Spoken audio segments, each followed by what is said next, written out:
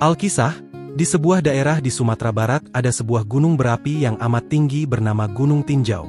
Di puncaknya terdapat sebuah kawah yang luas, dan di kaki gunung terdapat beberapa perkampungan. Penduduknya hidup makmur dan sejahtera, karena mereka sangat rajin bertani. Di samping itu, tanah yang ada di sekitar Gunung Tinjau amat subur, karena sering mendapat pupuk alami berupa abu gunung.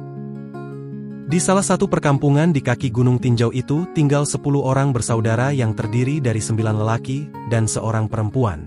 Penduduk sekitar biasa memanggil mereka Bujang 9. Ke-10 orang bersaudara tersebut adalah Kukuban, Kudun, Bayua, Malintang, Galapuang, Balok, Batang, Bayang, dan lelaki termuda bernama Kaciak.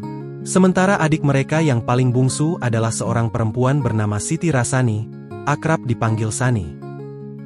Kedua orang tua mereka sudah lama meninggal, sehingga Kukuban sebagai anak sulung menjadi kepala rumah tangga. Semua keputusan ada di tangannya. Ke-10 bersaudara tersebut tinggal di sebuah rumah peninggalan kedua orang tua mereka. Untuk memenuhi kebutuhannya, mereka menggarap lahan pertanian yang cukup luas pemberian warisan kedua orang tua mereka. Mereka sangat terampil bertani, karena mereka rajin membantu ayah dan ibunya ketika keduanya masih hidup. Di samping itu, mereka juga dibimbing oleh paman mereka yang bernama Datuk Limbatang, yang akrab mereka panggil Engku. Datuk Limbatang adalah seorang mamak di kampung itu dan mempunyai seorang putra yang bernama Giran. Sebagai mamak, Datuk Limbatang memiliki tanggung jawab besar untuk mendidik dan memerhatikan kehidupan warganya, termasuk ke-10 orang kemenakannya tersebut. Untuk itu, setiap 2 hari sekali, ia berkunjung ke rumah Kukuban bersaudara untuk mengajari mereka keterampilan bertani dan berbagai tata cara adat daerah itu. Tak jarang pula Datuk Limbatang mengajak istri dan putranya ikut serta bersamanya. Pada suatu hari, ketika Datuk Limbatang bersama istri dan Giran berkunjung ke rumah Bujang 9, secara tidak sengaja Sani saling berpandangan dengan Giran. Rupanya, kedua pemuda dan gadis itu sama-sama menaruh hati. Giran pun mengajak Sani untuk bertemu di sebuah ladang di pinggir sungai. Dengan hati berdebar, Giran pun mengungkapkan perasaannya kepada Sani. "Perangai baik nan berhati lembut. Maukah engkau menjadi kekasih abang?" tanya Giran. Pertanyaan itu membuat jantung Sani berdetak kencang. Dalam hatinya, ia juga suka kepada Giran. Maka ia pun membalasnya dengan untayan pantun. "Buah nangka dari seberang sedap sekali dibuat sayur. Sudah lama ku nanti, barulah kini abang dapat menegur. Jika roboh kota Malaka, papan di Jawa saya tegakkan. Jika Kanda sungguh berkata, badan dan nyawa saya serahkan." Alangkah senang hati Giran mendengar jawaban dari Sani. Ia benar-benar merasa bahagia karena cintanya bersambut. Maka sejak itu, Giran dan Sani menjalin hubungan kasih. Pada mulanya, keduanya berniat untuk menyembunyikan hubungan mereka. Namun karena khawatir akan menimbulkan fitnah, akhirnya keduanya pun berterus terang kepada keluarga mereka masing-masing. Mengetahui hal itu, keluarga Giran dan Sani pun merasa senang dan bahagia, karena hal tersebut dapat mempererat hubungan kekeluargaan mereka. Sejak menjalin hubungan dengan Sani, Giran seringkali berkunjung ke rumah Bujang 9. Bahkan, ia sering membantu Bujang 9 bekerja di sawah. Ketika musim panen tiba, semua penduduk kampung memperoleh hasil yang melimpah. Untuk merayakan keberhasilan tersebut, para pemuka adat dan seluruh penduduk bersepakat untuk mengadakan gelanggang perhelatan, yaitu adu ketangkasan bermain silat. Para pemuda kampung menyambut gembira acara tersebut. Dengan semangat berapi-api, mereka segera mendaftarkan diri kepada panitia acara. Tidak ketinggalan pula Kukuban dan Giran turut ambil bagian dalam acara itu. Pada hari yang telah ditentukan, seluruh peserta berkumpul di sebuah tanah lapang. Sorak-sorai penonton pun terdengar mendukung jagoannya masing-masing. Beberapa saat kemudian, panitia segera memukul gong pertanda acara dimulai. Rupanya, Kukuban mendapat giliran pertama tampil bersama seorang lawannya dari dusun tetangga.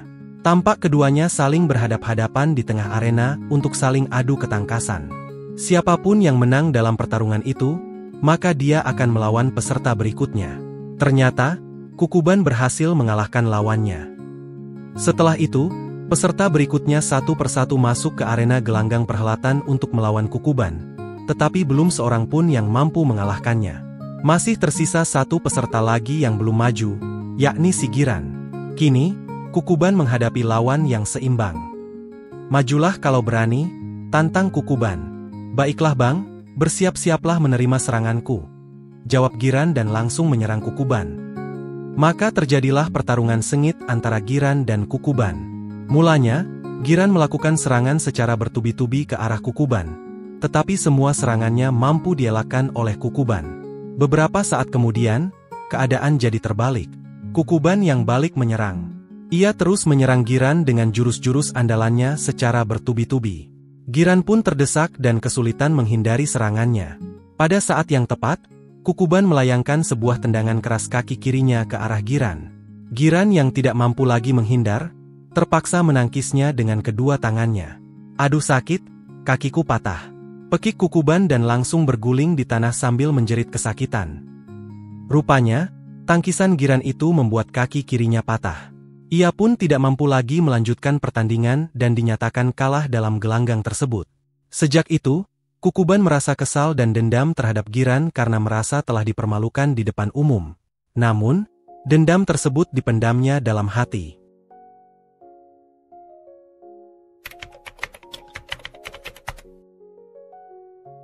Dendam Kukuban yang dipendam dalam hati itu akhirnya terungkap juga. Hal itu bermula ketika suatu malam, yakni ketika cahaya purnama menerangi perkampungan sekitar Gunung Tinjau, Datuk Limbatang bersama istrinya berkunjung ke rumah Bujang 9. Kedatangan orang tua Giran tersebut bukan untuk mengajari mereka cara bercocok tanam atau tata cara adat, melainkan ingin menyampaikan pinangan Giran kepada Sani.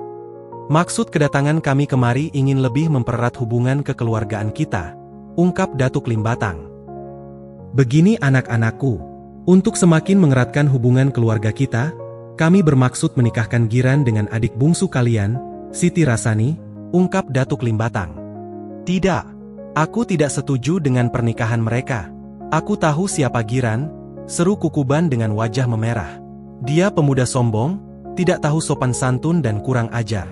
Dia tidak pantas menjadi suami Sani, tambahnya. Masih ingatkah tindakan Giran terhadapku di gelanggang perhelatan beberapa bulan yang lalu? Dia telah mematahkan kaki kiriku dan sampai sekarang masih ada bekasnya, jawab Kukuban sambil menyingsingkan celana panjangnya untuk memperlihatkan bekas kakinya yang patah. Menurut kesaksian banyak orang yang melihat peristiwa itu, kamu sendiri yang menyerang Giran yang terdesak dengan sebuah tendangan keras, lalu ditangkis oleh Giran. Tangkisan itulah yang membuat kakimu patah. Apakah menurutmu menangkis serangan itu perbuatan curang dan salah? Tanya Datuk Limbatang. Kukuban hanya terdiam mendengar pertanyaan itu. Walaupun dalam hatinya mengakui bahwa apa yang dikatakan Datuk Limbatang adalah benar, tetapi karena hatinya sudah diselimuti perasaan dendam, ia tetap tidak mau menerimanya. Ketahuilah anakku, aku tidak akan memaksamu, tapi kami berharap suatu hari nanti keputusan ini dapat berubah, kata Datuk Limbatang seraya berpamitan pulang ke rumah bersama istrinya. Rupanya, Siti Rasani yang berada di dalam kamar mendengar semua pembicaraan mereka. Ia sangat bersedih mendengar putusan kakak sulungnya itu.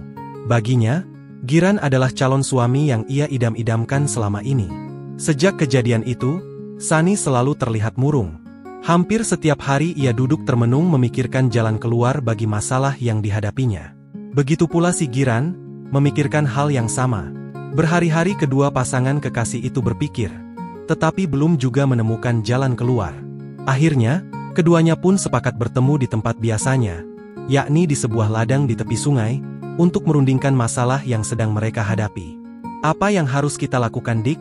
Tanya Giran. Adik juga tidak tahu harus berbuat apa. Semua keputusan dalam keluarga ada di Bang Kukuban. Sementara dia sangat benci pada abang, jawab Sani sambil menghela nafas panjang. Beberapa lama mereka berunding di tepi sungai itu, tetapi belum juga menemukan jalan keluar. Dengan perasaan kalut, Sani beranjak dari tempat duduknya. Tiba-tiba dia terkena sepotong ranting berduri di tangannya. Sani pun kesakitan. Girang mencoba untuk menolongnya. Duduklah Dik, abang akan mengobati lukamu itu, ujar Giran. Giran pun segera mencari daun obat-obatan di sekitarnya dan meramunya. Setelah itu dia membersihkan darah yang keluar dari tangan Sani, lalu mengobati lukanya.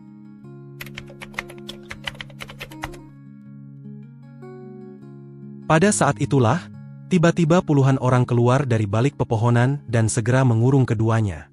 Mereka adalah Bujang 9 bersama beberapa warga lainnya. Giran dan Sani pun tidak tahu harus berbuat apa. Keduanya benar-benar tidak menyangka jika ada puluhan orang sedang mengintai gerak-gerik mereka. Akhirnya, Giran dan Sani digiring ke kampung menuju ke ruang persidangan. Kukuban bersama ke-8 saudaranya dan beberapa warga lainnya memberi kesaksian bahwa mereka melihat sendiri perbuatan terlarang yang dilakukan oleh Giran dan Sani. Meskipun Giran dan Sani telah melakukan pembelaan dan dibantu oleh Datuk Limbatang, tetapi persidangan memutuskan bahwa keduanya bersalah telah melanggar adat yang berlaku di kampung itu. Perbuatan mereka sangat memalukan dan dapat membawa sial. Maka sebagai hukumannya, keduanya harus dibuang ke kawah Gunung Tinjau agar kampung tersebut terhindar dari malapetaka. Keputusan itu pun diumumkan ke seluruh penjuru kampung di sekitar Gunung Tinjau. Setelah itu, Giran dan Sani diarak menuju ke puncak Gunung Tinjau dengan tangan terikat di belakang. Sesampainya di pinggir kawah, mata mereka ditutup dengan kain hitam. Sebelum hukuman dilaksanakan, mereka diberi kesempatan untuk berbicara. Wahai kalian semua, ketahuilah, kami tidak melakukan perbuatan terlarang apapun. Karena itu, kami yakin tidak bersalah, ucap Giran. Setelah itu, Giran menengadahkan kedua tangannya ke langit sambil berdoa. Ya Tuhan, mohon dengar dan kabulkan doa kami. Jika kami memang benar-benar bersalah, hancurkanlah tubuh kami di dalam air kawah gunung yang panas ini. Akan tetapi, jika kami tidak bersalah, letuskanlah gunung ini dan kutuk Bujang 9 menjadi ikan. Usai memanjatkan doa, Giran dan Sani segera melompat ke dalam kawah. Keduanya pun tenggelam di dalam air kawah. Sebagian orang yang menyaksikan peristiwa itu diliputi oleh rasa tegang dan cemas. Jika Giran benar-benar tidak bersalah dan doanya dikabulkan, maka mereka semua akan binasa. Ternyata benar, permohonan Giran dikabulkan. Beberapa saat berselang, gunung itu tiba-tiba bergetar dan diikuti letusan yang sangat keras. Lahar panas pun menyembur keluar dari dalam kawah, mengalir menuju ke perkampungan dan menghancurkan semua yang dilewatinya. Semua orang berusaha untuk menyelamatkan diri. Namun, naas nasib mereka. Letusan Gunung Tinjau semakin dahsyat hingga gunung itu luluh lantak. Tak seorang pun yang selamat. Kaki-kaki Gunung Tinjau berubah menjadi bukit-bukit, membentuk lingkaran. Lambat laun, lingkaran bukit itu terisi oleh air dan jadilah sebuah danau indah. Bujang 9 yang mendapat kutukan, mereka pun berubah menjadi ikan dan hidup di danau yang kini dikenal sebagai Danau Maninjau. Sementara nama-nama tokoh yang terlibat dalam peristiwa itu diabadikan menjadi nama nagari di sekitar Danau Maninjau. Seperti Tanjung Sani, Sikudun, Bayua, Koto Malintang, Koto Kaciak, Sigalapuang, Balok, Kukuban, dan Sungai Batang. Terima kasih sudah menonton sampai detik ini. Di balik legenda ini mengandung pesan moral yang mendalam dan baik untuk menjadi pembelajaran bagi banyak orang. Sampai jumpa di cerita rakyat yang lain.